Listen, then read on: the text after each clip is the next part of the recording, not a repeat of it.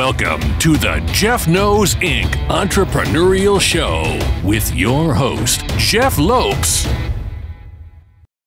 So he says to me, "You got to stop calling, man." And I said, "Dude, I didn't call you." He's like, "Yeah, you did. You called me today and you said you were Vanderlei Silva." And I said, "Dude, I didn't call you."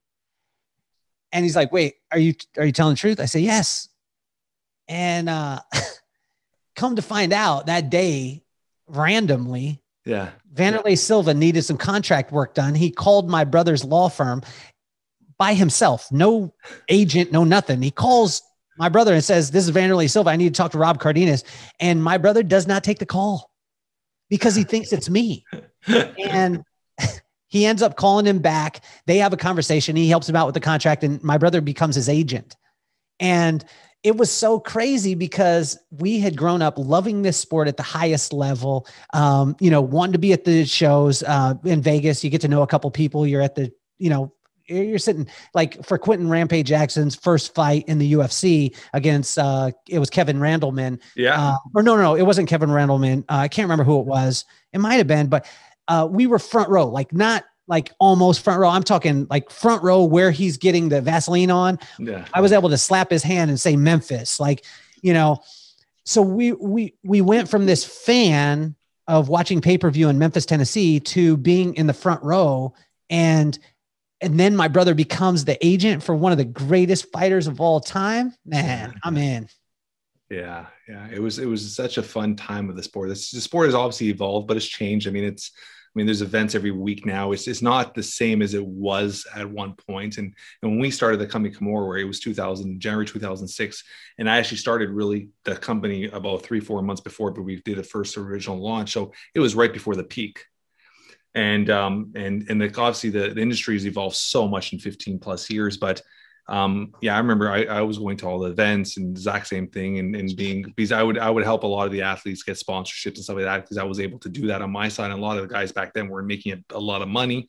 So they were making more money on sponsorships than they were off their contracts. So I was able to help them with their sponsorships, and in turn, I would hang out with them. We became friends and speaking, because I speak Portuguese, it's kind of put a foot in the door for all the Brazilian fighters. So I had a roster of Brazilian athletes. I was sponsoring quite a bit of them at one point. We had Talos Leitas, we had Verdums, we had Thiago Silvas, we had tons of them. Oh my God, it was so many of them at one point, but it was such a fun little venture, because it was, like I said, it was just the sport was just evolving, and it's such an impactful sport. And now you look at it, it's growing at such a rapid pace still. So it was a very, very fun part. Does your brother still do that, or no? Is he away from that now? He doesn't. He did it as a pet project, but let's be serious though. For all you listening out there, Jeff was sitting in the seats because he was doing something good. I was sitting in the seats because I had some really cool friends. Like, I wasn't rolling like Jeff. Jeff was hanging with the fighters, all that stuff. I had a couple of friends in Vegas. Vegas is all about knowing the doorman and the bartenders and everything like that. You could get wherever you want. But Jeff was rolling high. I was the dude sneaking in and ending up in the bathroom with George St. Pierre and being like, "Yo, brother, you need to take some of that money and buy a suit because your suit is too short." Like you were wearing a busted up, like high water suit. So no, but I love me some GSP, but like you were flying in that, you were making the fight happen. I was just hanging out. So it's crazy is see some of these athletes and how, it's been only a few of them, but a few of them have really evolved into stars. Mm-hmm. And JSP, I think his acting career is just about to take off. Like, he is really going to get out there. He was just on the Winter Soldiers show. I don't know if you saw that on Disney Plus. And he apparently just recorded another 2 or 3 films. Like, he's really I think he's going to take off in the next while and start becoming a really mega star. And talking about spirits, I don't know if you heard of Conor McGregor just sold a portion of his company for $600 million. Is it called? Proper 12. Proper 12. Yeah, he just sold. I don't know if he sold the whole thing or a portion of it with his partners, and it was just announced the other day, $600 million. So it's crazy how a guy like Conor how he's turned it into, he's become a megastar off that. And eventually I could see him getting to acting and other stuff. So it's nice to see how the sport has really, really evolved and changed over the last few years and getting into that. With yourself, where do you see yourself going business-wise over the next little while?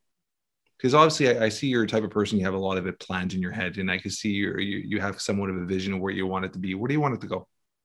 I think the biggest thing is serving people at the highest level, man. I mean, that's what it breaks down to. When people ask me, like on a plane, now, and not during COVID, obviously, but during when I would sit on a plane and they'd be like, yo, what do you do?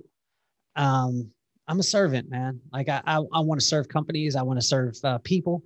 And I just talked to a guy named Manny, a homie. I was telling you about him, but I mean, he washes people's feet, man. Like he has a servant, Samaritans feet.com. And he provides shoes for people all over the world. And what he does is he washes their feet before he puts the shoes on. And really for me, I really, truly want to serve at the highest level. And what I've been asking over and over again in the morning, I go and I do morning pages, which you know about. Yeah.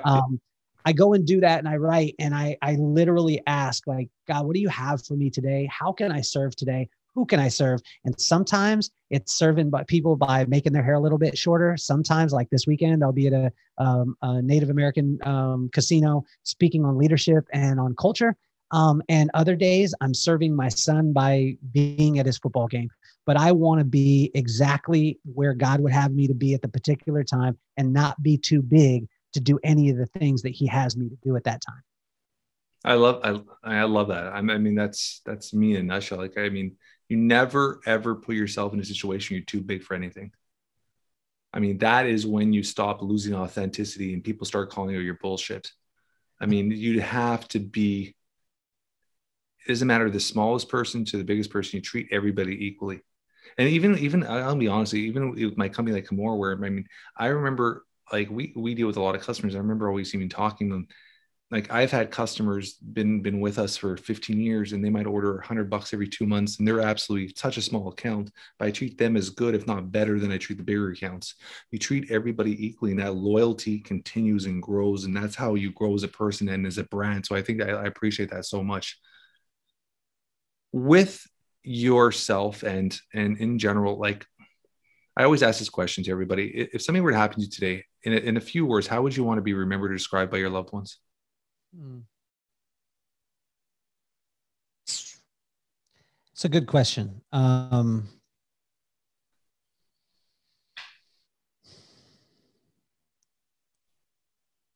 think the biggest thing would be I would want to be remembered for speaking life into people. Give me more detail about that. What do you mean by that? Well, I understand what you mean, just for the audience to understand. Well, I mean, my dad does this. Like, Jeff, he could hang with you. He doesn't know about Comorraware. He doesn't know about your real estate ventures. He doesn't know about your podcast. Yeah. But if you spent 5 minutes with my dad, you would be better at all of them. And I believe that my gift is to speak life into people, to help them to understand how amazing that they are and that they're perfectly, wonderfully made. And if we all realize that we were perfectly, wonderfully made in the image of God, anything contrary to that was a lie. And to walk in the truth every single day. If people knew that, some of the decisions that we make, whether it be financially or in relationships or things like that, we wouldn't make them because we would act according to the fact that we are perfectly, wonderfully made. And that's the life that I want to speak into every single individual that I come in contact with. And on my headstone, I would love it to say, he spoke life.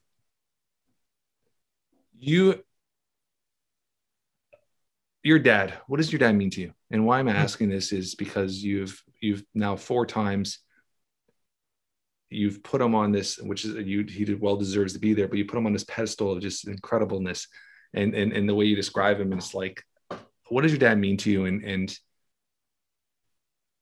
I know you're going through a difficult situation and whatnot at this point, but we won't get into that. But what does your dad mean to you? Well, let's get into that because when we did the podcast the last time, man, I was in tears at the end. The reason why is because I was going back and forth. I had got a call from my dad and he told me he didn't have much time left. And he said, and he was talking about days. Yeah, and my dad means the world to me, man. I mean, he's not a perfect being, but he's an amazing guy. He's the wisest guy I've ever met. He always brings me back to center, and he is he's just an amazing rock and always has been for our family. He was held up by my mama. And, but that day, I told you that, and I went out and I was struggling back and forth, and I went out to Vegas and I saw him, and he literally, I was getting all his affairs in order. I got his bank accounts. I got everything to do. And he said, here's all my passwords. So when I pass, everything will be okay. I don't want to leave a burden on you. And then we were doing a deal in Park City, and he's like, son, I really wish I could have saw Park City.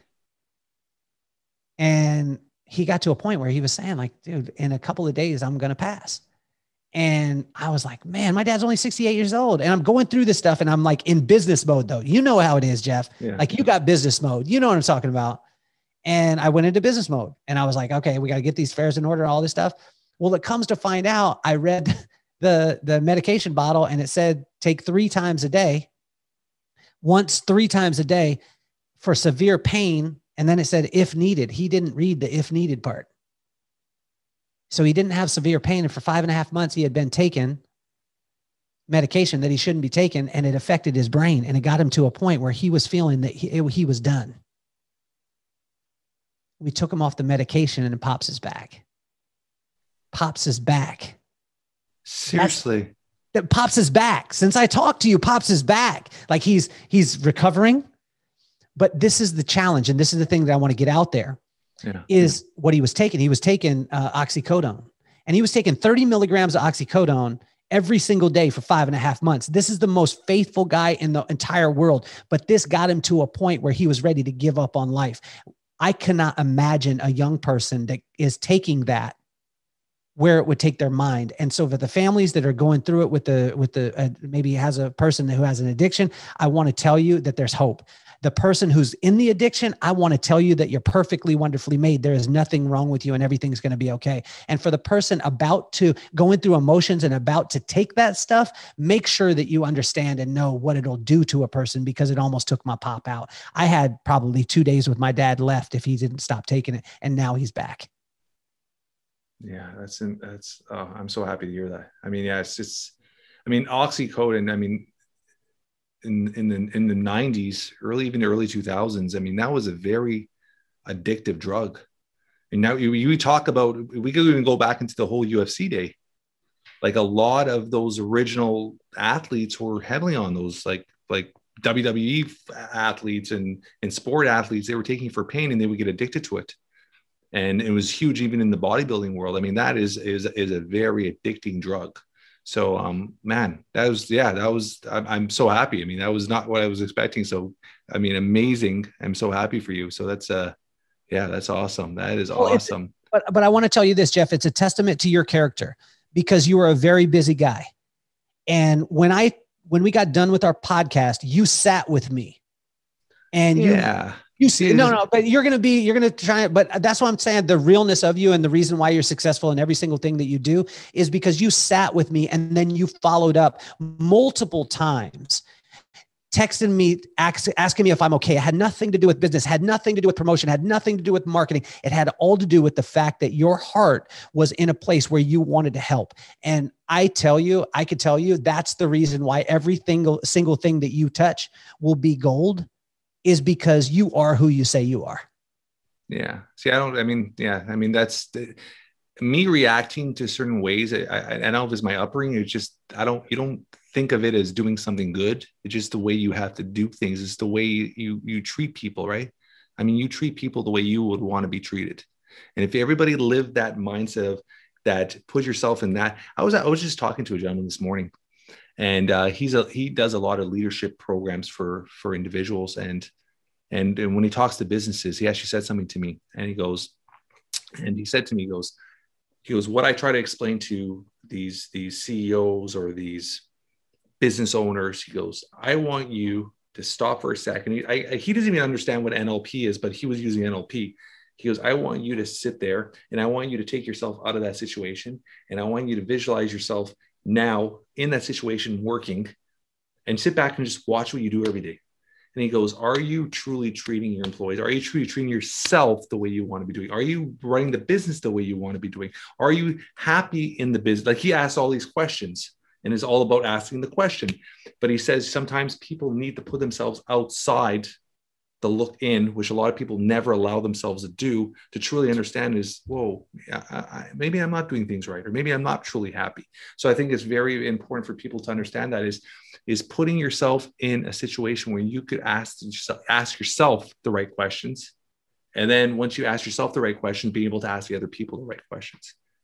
And that's the only way you truly get answers, right? And I think a lot of people are scared to ask themselves the question. And that's why they go through every single day of being this numb life, because they're scared of what change could happen if they ask themselves the right questions. And most of the time, those changes are for the benefit, but people are too scared to get in them. And that's why we could get in this. I mean, why are people in the same job so many years and they're miserable? Or why are people in a relationship for so many years and they're miserable? Because they're scared to ask themselves why they're in that relationship, or why they're in that job, or why they're doing that business, or why they're doing certain things. And the minute they can actually come out of that shell and ask themselves, why are they doing it? And they start giving themselves real answers, most likely they're going to find happiness, but there's that fear of finding that. So I think it's so powerful. You said that. I mean,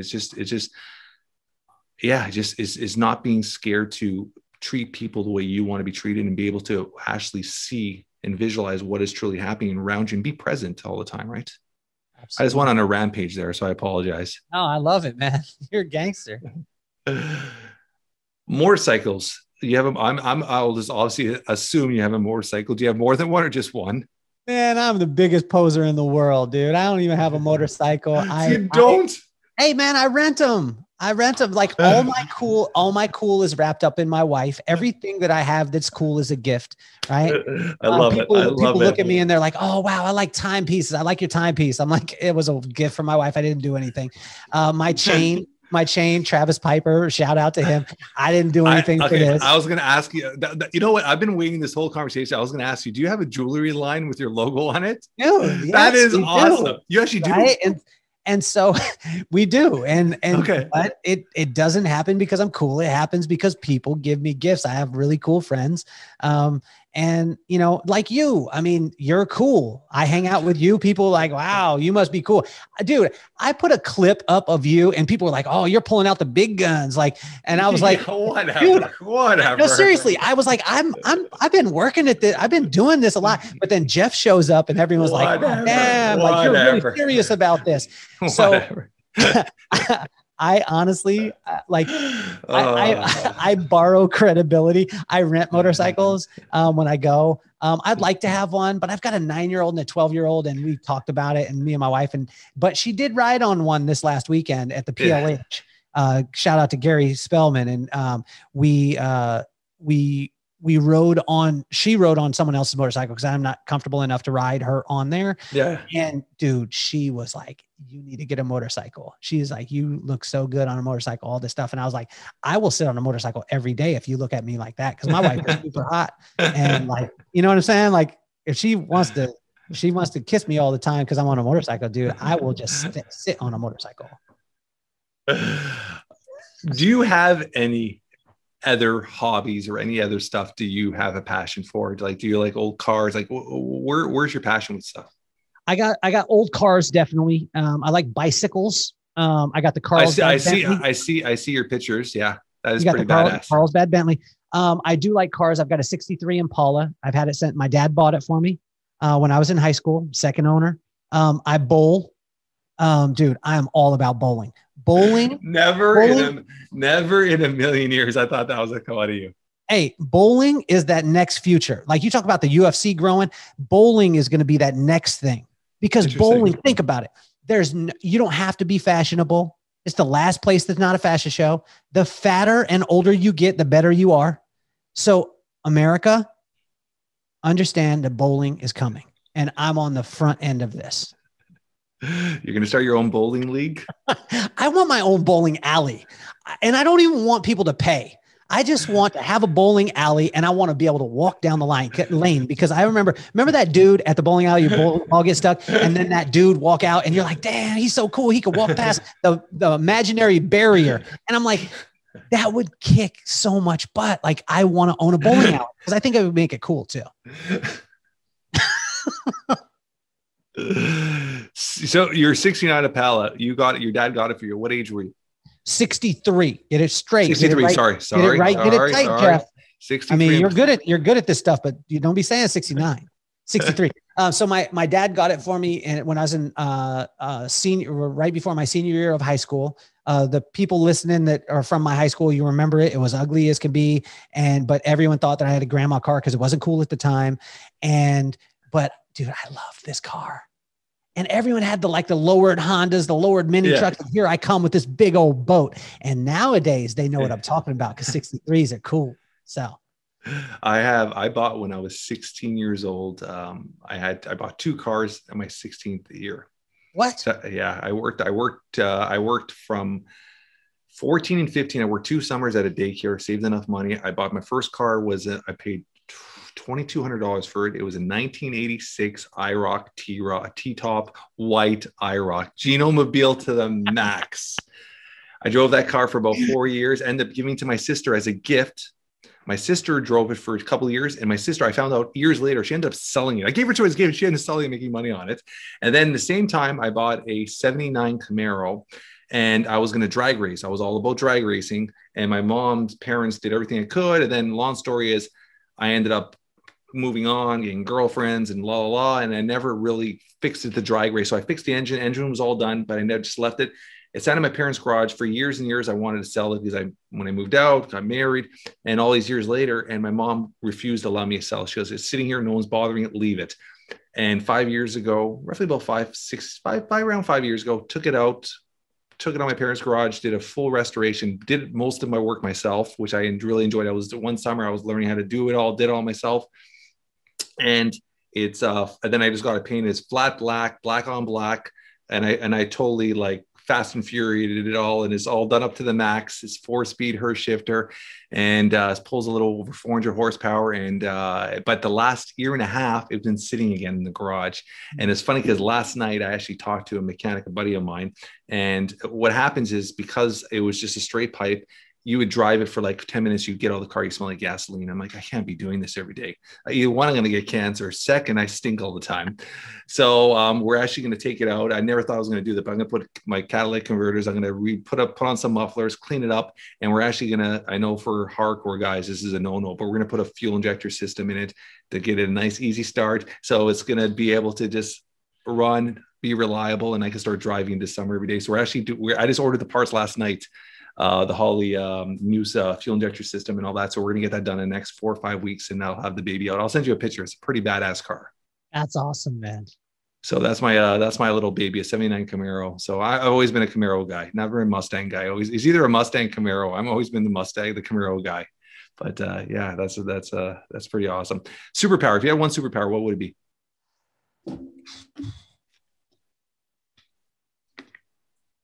Flying. Why flying? I could get to places a lot quicker.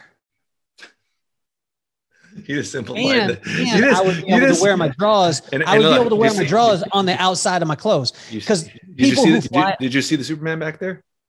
Yeah. I mean, in this case in point, all people who fly wear drawers on the outside, and it's normal. That dude is wearing spandex with some drawers, with some bikini drawers on, and no one questions. But if I wore my drawers on the outside of my jeans right now, people would be like, what's wrong with him? But if I'm flying, everyone would be like, he's a superhero. Oh God. This has been a fun conversation. If our audience wants to get a hold of you, where can they get a hold of you? I mean, depending on the person, people who like to read books, check out the book. People who like Instagram, check me out on Instagram, at The Real Kelly Cardenas. People who like websites, kellycardenas.com. And for people who like live events, I do live events too. I'm trying to be anything for anybody at the particular time they need. So, whatever you need, I'll be that. Oh God, this has been awesome. I'm going to put on all our show notes, how to get a hold of Kelly, all the links to his book, his podcast, his everything. There's tons of layers here, tons of, as you can hear from this conversation, a great individual, great dad, great person, just a fun person, and truly enjoy his life. And one last thing I want to talk to you about before we go, your journal you write every morning, you do your journal. When did it all start? I think it's so powerful you do that. When did you all start doing that? It really started in fourth grade. My dad took a millionaire course, and it was a millionaire course that you paid $4,500 to learn how to sell that course to other people to become a millionaire. Yeah. But what we did get out of it is this was not the most fun. And this was, I call it 2 stages of my dad. There's dad, and then there's pops. Everyone loves pops. No one experienced dad except me and my brothers. Dad had us write 10 pages of notes every day before we could go out and play. And this started when I was in fourth grade. So 10 pages of notes on millionaire courses every single day from the time I was in fourth grade to the time I was in sixth grade. So that's when my journaling started. I've still got journals from 1986, and talking about those. And then I really nailed it, got crazy back into it in September. A guy named Charles Ressler gave me a book, and he was like, you need to start writing at least 3 pages a day unconsciously. I did that. And then I transferred it on to, I write 3 pages a day. And then I also write a letter to my daughter every morning. And then I give them to her on Friday, and then she reads it and then gives me the journal back. And then I continue to write. I love that. Love that. I love that. I love that. I love that. And as you're writing this, will these continue into books? Is that your goal? I would love to. I mean, if there's a person out there that knows how to do it. I think that would be such a cool book, having just letters to your daughter in a book. I think that would be, I know there's personal there. You can probably take some of them out, but I mean, I think that is such a cool little thing. Like we talked about this. I do that for my kids, but I do it on their birthdays.